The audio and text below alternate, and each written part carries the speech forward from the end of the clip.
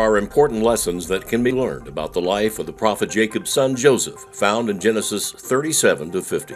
Born to Jacob and Rachel, Joseph lived in Canaan with one full brother and 10 half-brothers and at least one half-sister. Joseph was favored by his father because of his good character, so much so that one day Jacob gave his son a coat of many colors to show his love. Joseph's brothers saw that their father loved him more, so they hated him. Further, they were angry towards Joseph because when he was only about 17 years old, he had a dream that indicated he would rule over the whole family. They hadn't realized that this was a prophetic message to comfort him through the years of hardships to come. Thus, the story of Joseph in this video really begins. One day when Joseph's brothers were grazing their flocks far from home, Jacob sent Joseph to go check on his brothers. As they saw him coming, they conspired to kill him.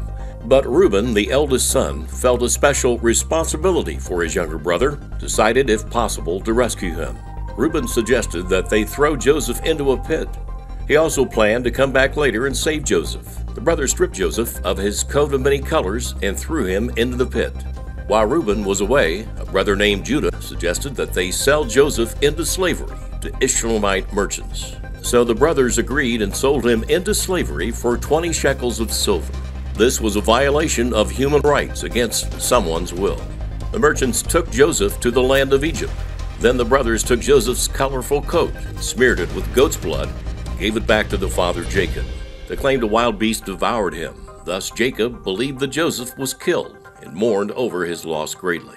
The merchants sold Joseph to an Egyptian named Potiphar, who served as captain of Pharaoh's guards. Joseph found himself in a strange country, cut off from the position of a loved son in a wealthy home and lowered to the social status of a slave. But God was still at his side to bless and to prosper his life. As a result, the young man excelled in his service and was appointed as the overseer of the house of Potiphar. And the Lord was with Joseph and blessed the Egyptian's house for Joseph's sake. Unfortunately, Potiphar's wife tried to seduce Joseph, but he rejected her advances by saying that it would be a wicked thing and a sin against God. When she grabbed his garment, though, saying, "Lie with me," Joseph tore his coat off and fled away. In a rage, she fabricated a false accusation that he attempted to rape her. Angered, Potiphar sent Joseph to prison. It's possible that Joseph was in prison for up to 12 years, but perhaps for far less time since he was imprisoned with the other political prisoners. Potiphar's leniency compared to how other regular prisoners were punished perhaps reveals his confidence in Joseph's integrity. One day, two high-ranking servants in Pharaoh's house asked Joseph to interpret the dreams that they had had the night before.